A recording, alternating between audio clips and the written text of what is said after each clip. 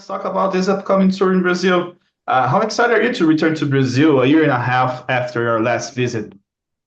Well, first of all, we can't believe how soon we're coming back. We're Hmm. the last tour was so great, as was the tour in 2018, I think it was 2019. Um, so this is fabulous, and we're super excited that we're playing with Garbage because we've never played with Garbage before, even though we have kind of a long history with Garbage. So this is going to be fun. That's good to know. As you mentioned last time, it was a year and a half, and you came with Black Flag and did a long tour with 6 shows here in Brazil. What was that tour like? What memories do you have of it? Well, Black Flag are an amazing band.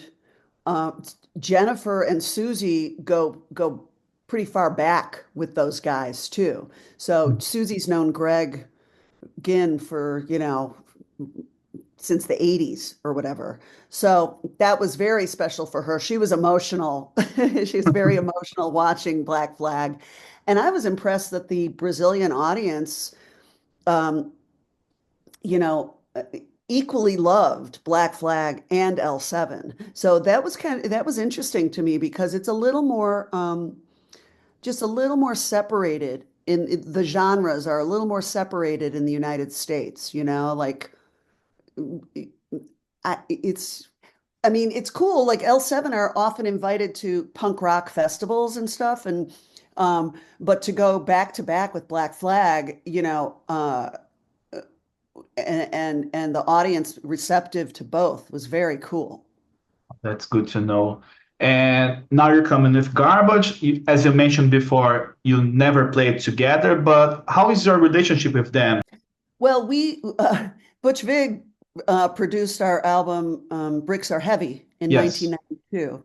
Hmm. So, and and at his studio, the other guys from Garbage worked there. The Garbage was not together yet, but Duke worked there and Steve Marker worked there. Hmm.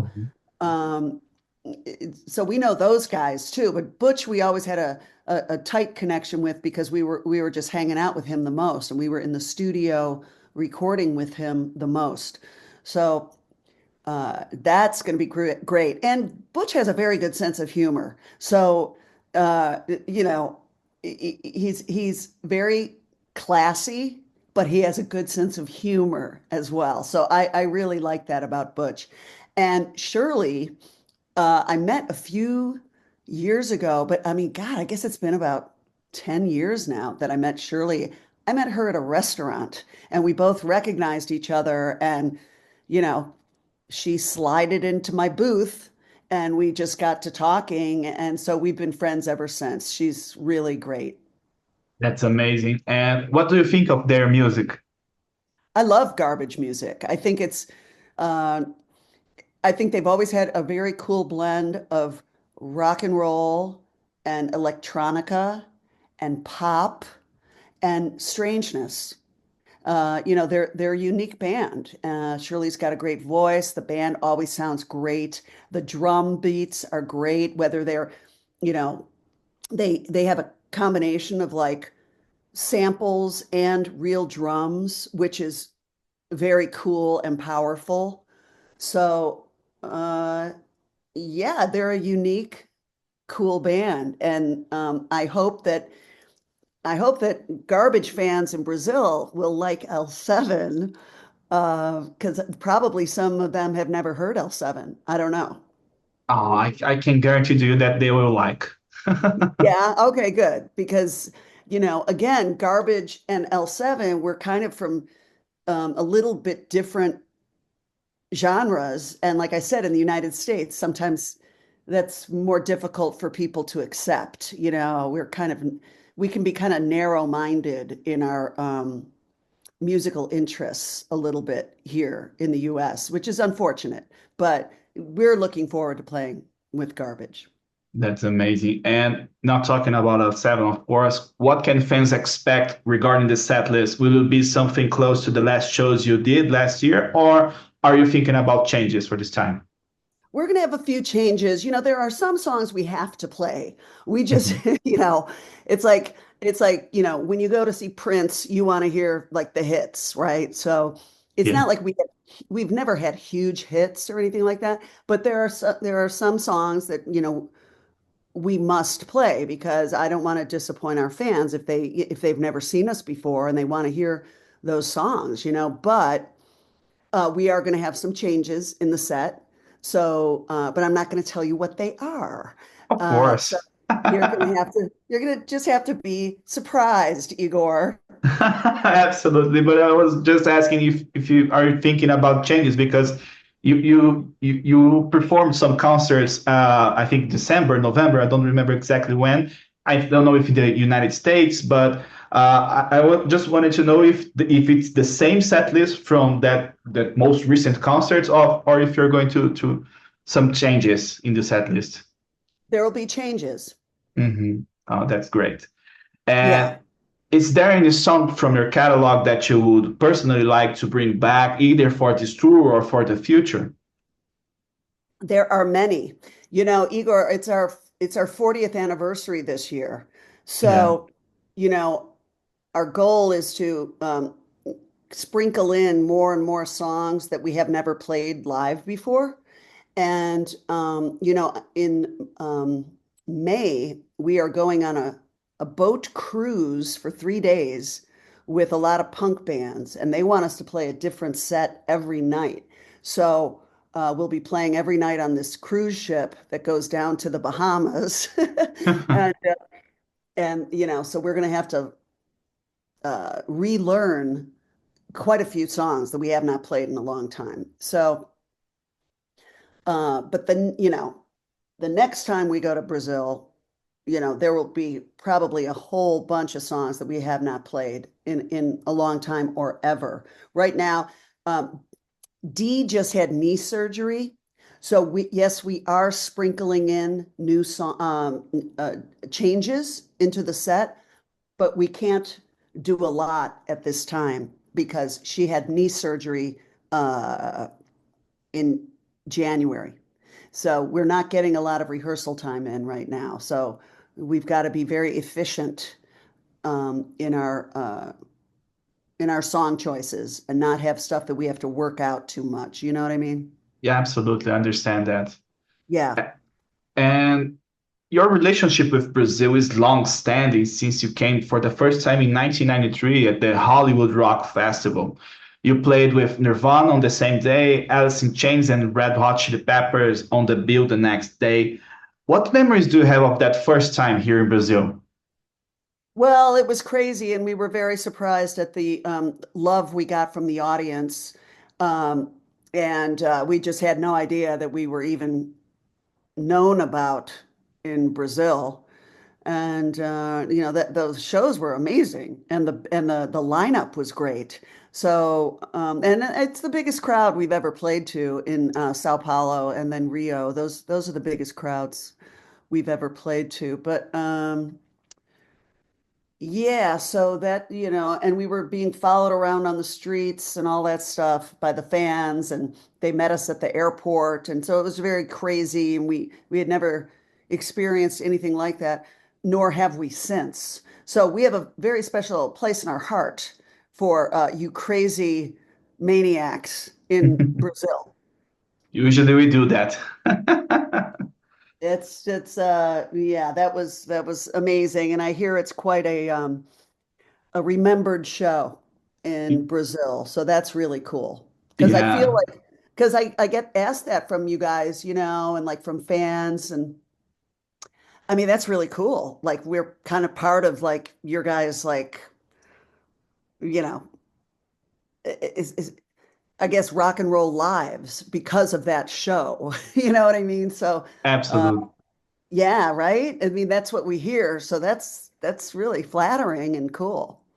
Yeah, it helps the fact that it was live stream on TV. It was shown for millions of people, and it's actually on YouTube right now, that concert, that specific nights. So it helps to make it legendary also, not on the concerts, but the filming of the concert. So I Yeah. was born in 1993 and I got to watch this concert. So that's Oh, amazing wow. also. Yeah, and it was so unexpected, you know, because we had heard that some other band that we knew of from the US had gone to Brazil and they got booed or something. And we were like, oh God, what's gonna happen, you know? And but man, we really were well received. That was crazy. And there were people like there were guys on each other's shoulders and they were dropping their pants and girls going crazy. It was just you know, and I love the waving the t-shirts over the heads, you know, like just it was just you know, the audience was very really beautiful. It was kind of overwhelming to us actually. We were like, wow, this is fucking crazy. Oh, that's amazing. You mentioned the booing. I don't know much about booing here in Brazil, but at that time there was a lot of not paying the bands. I hope that did not happen either with you. Oh, I don't know. You know, we never saw any money from that. You know, I mean, maybe our management did. We didn't make any money on that. They kept us in the dark about that shit, you know, like Yeah, our management people, but you know, yeah. yeah. And it's funny that here in Brazil, L7 was labeled as a grunge band because of this festival, simply because you were playing with Nirvana and Alice in Chains, even though the band sounded different and wasn't even from Seattle. Did that bother you at all at that time, since it was also a discussion in the United States and stuff? Well, I think all the bands that were labeled grunge were irritated by it because it was just kind of a one word catchphrase for a lot of bands that you know sounded a bit different from each other. I think we sounded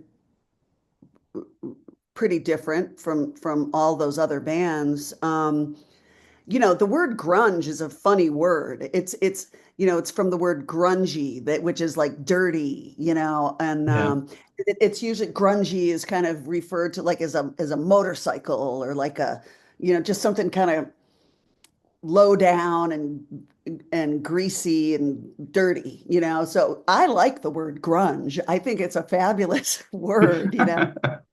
Um, and but when it became kind of, you know, it was just, you know, being just kind of labeled that is just kind of a shortcut that the press were taking, and without really diving into what we were all about. You know, it was just kind of every, you know, they just labeled us all grunge, and then they labeled us all Riot Girl, and that, without really taking the time to write about what made us different than the other bands, which I feel we were and still are. Absolutely. You mentioned before that L7 is turning 40 this year. And last year, L7's reunion turned 10 years old. How do you see this decade with the band reunited? Well, you know, it's been really great to connect with our fans again because, you know, it's there was separation anxiety with all of the band, you know, like you know, the band members, we hadn't really spoken in a very long time. And you know, Dee and I were always friends, but you know, Susie and Jennifer, you know, we were all kind of we hadn't really spoken to each other in 15 years. And so it was good to kind of um, you know, reconnect with the band members and, you know, just move on, move forward from our differences. You know what I mean? So that's been a cool healing thing. And we're, as older people, we celebrate our band more than we used to, and we appreciate it a lot more than we used to. We don't take it for granted. And um, but mostly reconnecting with the fans, which I think we all felt we missed we missed that, you know. So it's been very cool. And then to see guys like you, who were born in 1993, interested in us is really like, Woo! Like, dude, you were born in the year that we played Brazil the first time. That's Yeah, crazy. So, that you give a shit is pretty mind-blowing. that's incredible. And do you also see a renewal of L7's fan base, younger fans coming in, going to the shows and stuff?